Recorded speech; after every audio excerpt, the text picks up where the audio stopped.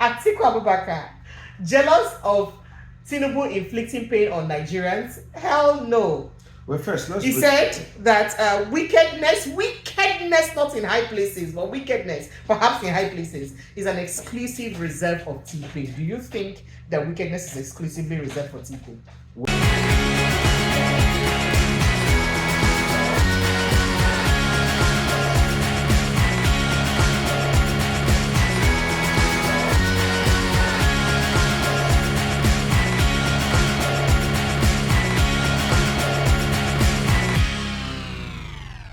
Welcome to Precious AE TV. So quickly, I want us to chime into the conversation on the boost between President Bola Ahmed Tinubu and Atiku Abubakar. For those of you who may not know, there has been silent war going on between those two people. In fact, not silent now because it's been a public war. So if you're watching this video, you need to see it to the end. Did you know that Bayo Onanuga responded to former Vice President Atiku Abubakar on his criticism in Tinubu's administration, and said that, oh, he's jealous because Nigerians rejected him and did not vote for him. After all those buzz that he's failed, he's contested how many times? You know their normal rhetoric, their normal line. Contested so many times, he failed woefully, Nigerians rejected him. Guess what? Atiku Abubakar came back for them through his spokesperson, Phrank Shaibu. Hey, if you see the comeback, it's just one line in the comeback that is entering my head. First of all, he did say that your policies are killing Nigerians. You have to rethink it. And then, in terms of reacting to the jealousy, you know what he said? He said, Atiku Abubakar, jealous of Tinubu inflicting pain on Nigerians? Hell no. Let me read it. Atiku Abubakar, jealous of Tinubu inflicting pain on Nigerians? Hell no. Wickedness is an exclusive reserve of T-Pain. Dr. DJ is here with me. Dr. DJ. Atiku Abubakar, jealous of Tinubu inflicting pain on Nigerians? Hell no. Well, first, he said that wickedness, not in high places, but wickedness, perhaps in high places, is an exclusive reserve of T-Pain. Do you think that wickedness is exclusively reserved for T-Pain? Well, those are choice of English to kind of like bring out. It is an expression that captures how you feel in your mind. If you are good, if you are good with English language, and they kind of like look for your trouble, it will reflect in your expression. So the person that wrote that statement is a master of the English language, but let's break it down. It look like when this one with the call person, you're bombastic element. Now let's break it further. If you look at it, is there wickedness in the true sense of it? Well, the truth is there is, in the sense that the way the government has been run in a democracy, if you are to consult the people, if you have to revert back to the people, but you are not doing that, that's wickedness. In a democracy, if the judiciary, right, which is supposed to be the last hope of the common man, has allegedly become an appendage of the executive, that's wickedness. In a democracy, if the legislature that is supposed to operate and bring checks and balances based on the principle of separation of power is not functional, that is wickedness. If you are telling people to bear the pain, that you feel their pain, but you are buying Escalade, you are buying jets, you are buying, you are renovating house with 21 billion, that is wickedness. Hell, if you are increasing tax, at the same time you are removing subsidy on electricity, at the same time you are removing the subsidy on petrol, despite knowing fully well that the majority of Nigerians belong to the poor class, not even average, majority of Nigerians, that is wickedness. If at the end of the day you decide to keep borrowing after removing fuel subsidy and you have more money, and that money, majority of the money is being spent at the federal level, that is wickedness. If you decide to at least, if the political class are enriching themselves in such a way that a senator will collect 14 million naira, will collect Jeep, That is wickedness. So let us establish it first. Is there truly wickedness? The truth is, it is obvious. Hey. It is very obvious that there is. So that means our leaders, they now, wicked to us. Yes. Let us now look at it from another aspect in terms of envy, right? And could Atiku Abubakar be envious? Now that's where I have a problem. If you truly lost something and you know that you truly lost it, there's no way envy will come in. You know, we can't rule out envy on the part of Atiku Abubakar, but a situation whereby you lose an election, but you believe that you were robbed, that is it's a problem. And that brings us to INEC, the police, and the judiciary. But do you think Atiku was robbed? Like P2B was also robbed? Well, also said he's robbed. You think both of them were robbed? I can't really say, but the truth is that there are some things that could have brought transparency to the electoral process, which is the IRF. And at the end of the day, that's why I tend to have some problem with the judiciary, because the judgment of the election petition between Atiku and Tinubu, what the judiciary is trying to say in that election, and I would have loved to challenge it in court as a lawyer if I happen to be one, in the sense that I could have just collected your phone, you know, or try to swindle money from you that, okay, Precious, just give me some money, I will do this. Then I will give an excuse. Because what the judiciary was saying is that you can say that you can do something, collect money for it, you know, raise the hope of Nigerians, fail to do it, and there will be no consequence. You don't expect that people that participate in such an election, for them to have a clear mind. You understand? Because I collected lot of money, and at the end of the day, IRF wasn't working, and despite the fact that it didn't work, the money wasn't returned back to the Nigerian pocket, and nobody is in jail now, nobody is held accountable for the IRF not working. So in terms of envy, no, I don't want to think Atiku Abubakar will be envious, because in fact Tinubu has even helped Atiku Abubakar the more, so there's nothing really to be envious about. Tinubu has helped Peter Obi the more, because I want to believe that if the three of them run independently for an election today, I want to believe that if Tinubu runs for election now, he will have lesser vote, which will automatically go to Peter Obi and Atiku Abubakar, because those that were overrating him, those that believe so much in him, I think he has lost some support base. For instance, I've been, as a Yoruba man, I've been opportune to speak to a number of Yoruba people, and you know that Superman emblem that they put on Bola Ahmed Tinubu, the master strategist emblem. Exactly, you know, the he made Lagos like, emblem. You know, that shameless actor. You understand? Ola Yaigwe. The one that went naked. So sorry. You saw that he went naked. I mean, I saw some derriere. By the way, did you see the Balthasar video, Precious? But sorry. We are live now. I am not from Equatorial Guinea, so I don't know. How do you know Balthasar is from Equatorial Guinea? Oh, sorry, I don't know what you're talking about. How did you know Balthasar is from Equatorial Guinea? Trending, so I thought that maybe that's it. So the truth is, if you look at it, you just see that I've been able to establish that there's wickedness. In terms of envy, I don't think if somebody is helping you, you'll be envious of that person. You know, if somebody is helping you, can you be envious of somebody helping you? That's madness, because the performance of the Tinubu presidency so far is helping Atiku.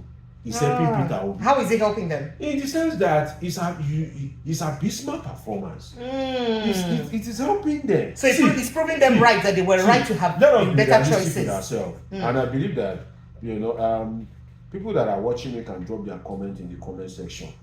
If Nigeria truly have a functional democracy, if Nigeria truly have a good democratic system, do you think that Tinubu can run for election today in a free, fair election and win? Joe Biden did not perform worse than Tinubu. Kamala Harris, his deputy, lost the election. Joe Biden is far better, 1 billion times, than Tinubu, and he lost. So if we are to make it a free and fair election, sincerely, I may be a Yoruba man. If there's a free and fair election, I know that the election will be fair and fair. I won't vote for Tinubu. That's the truth. I won't vote for him, because his policy, his direction is contradictory to his action. So would you have voted for him What if do it I was mean by before that? before this, What do I mean this by that? administration? I'm coming. What do I mean by that is that his direction is different from his action. He will say, oh, let's go this way, but his action will be like going this way. I will consult. He's reading the speech at the inauguration. He just read it. The next thing, first subsidy gone.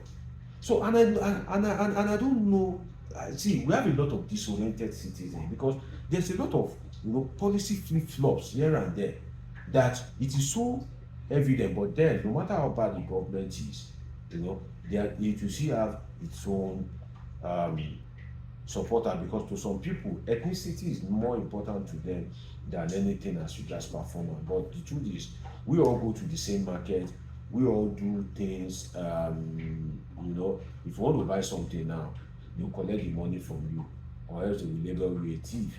So for me, I don't think there's anything to really be envious about. What I can term it, instead of envious, is that a sense of deprivation. I think that's the right word. Atiku is having a sense of deprivation, and that itself is dangerous for our democracy, because when in an election, if you think that you are being robbed, three things can happen. The first thing is that you would either think that in this election, oh, you want to leave everything to God, that, well, let me just leave it to God, God will be the judge. Or you would think that, okay, this election, I've been robbed, I will try next time. And the third thing is that, oh, this election, they've robbed me of my mandate, it won't just go like that. So if the third one applies, then you begin to have the input of politicians in insecurity in Nigeria. You begin to have the input of politicians in the activities of non-state actors in the country. And that itself, it's a very serious fundamental problem. So for me, I think Atiku Abubakar has nothing to be envious about. And another thing is that, you see, Atiku Abubakar, one needs to kind of like salute him, in the sense that he's been a good voice for the opposition. And Peter Obi also have been trying, because every voice to speak have been, people can't really speak, because most of the parties, there are fractions in those parties, fraction here and there, and because of those fractions, the party is not organized. So Atiku Abubakar has been doing what PDP as a party should be doing, and one should commend him for that, in the sense that because the party is in crisis, he has lived up to the necessity of now, putting government on its toes. So that's quite credible, and I don't think the government of Bola Ahmed Tinubu should be against criticisms, in the sense that it was criticisms, monumental criticism, that bet the government of Bola Ahmed Tinubu himself. So Atiku Abubakar has done well by doing what PDP should ordinarily be doing. So I think Atiku Abubakar has done quite well. All right, thank you so much, Dr. Deji. So I have a lot of questions that I would have loved to ask, but let's just leave that for another day, because the kind of, I don't want to say insults that was contained in that statement, do you see the presidency responding again to Atiku Abubakar? Because they're used to responding to Atiku and Peter Obi, by the way. Okay, thanks for that question. Let me quickly run through that. You see, that statement, the conduct of the media aides of Bola Ahmed Tinubu has been less presidential. In the sense that maybe because they stayed so long in the opposition, they sometimes they behave like an opposition. First, being presidential is not everything you respond to, because if somebody says something and you respond to it from the presidency, you have given life, you have given publicity to that particular thing, because anything that comes from the presidency must be reported in the media. So if anybody coughs and you respond to it, you are giving life to the assertion of that person. And that itself is a problem when the performance of your government is below average. Then another thing is that the rationalization of their response has not been really objective in the true sense of it. It has more of been of attack, insult. No, that's unpresidential. The presidency should come up with a response that will answer the question. If you attack a president or you criticize a president, the presidency should come up with a response, fact and figures. But in this case, the statement, it is Atiku that is coming with fact and figures. You understand? And Atiku is now saying that the president, see, he is even pointing out to he's even teaching the president how to be presidential. Because in that statement, reference was made to an order given by the president that wasn't fulfilled. The order, the double states the order that he promised that for 150 months, 150 days, he would remove custom duty from key food items, pharmaceutical products and all that, to make life a bit. So you can imagine that until now they are yet to do it. So imagine that happened and earth did not roll. So it is even Atiku that is teaching them how to be presidential. And if you look at the aides of Tinubu, you know, they are either speaking unculturally, they are either abusing. Somebody is criticizing your government, you are relating it to jealousy, primary school response. That's nonsense. You have to be presidential. If I'm a team of the president of Bola Ahmed Tinubu, when you come with criticism, we will give you back with fact and figures. But then there's no logical fact and figures to present. And now, so if he didn't dare, he didn't dare. And they cannot use the tactics of the Buhari era, which is to be blaming the PDP. You know that when it happened during Buhari time, it's always easy to blame PDP. Absolutely. Oh, PDP 16 years of misrule. But they also blame that they inherited the comatose economy from Buhari now. No, the thing is, no, they really didn't blame in the true sense of blame. They've been trying to be politically correct. And if there's one problem I have with Bola Ahmed Tinubu as a person, is that of political correctness. If Bola Ahmed Tinubu are taking over power from PDP or Labour Party, I'm sure a lot of people will be facing the music now. But what do we have? What we have is a president that inherited a bad economy, a president that inherited, a destabilized society, but he has been keeping quiet for the sake of political correctness. That itself is a problem. A president that inherited a corrupt system where there is one-ton corruption, but he has kept quiet for the sake of political. Is that not aiding and abetting? That alone, for me as a person, for me, if I'm to be the sole determinant, it will make him an OTP. That's a one-time president. Because that is corruption in itself. That's it. Thank you so much, Dr. Didi. I appreciate it. Thank you so much for stopping by. Always a pleasure to be with you. Thank you so much. Bye.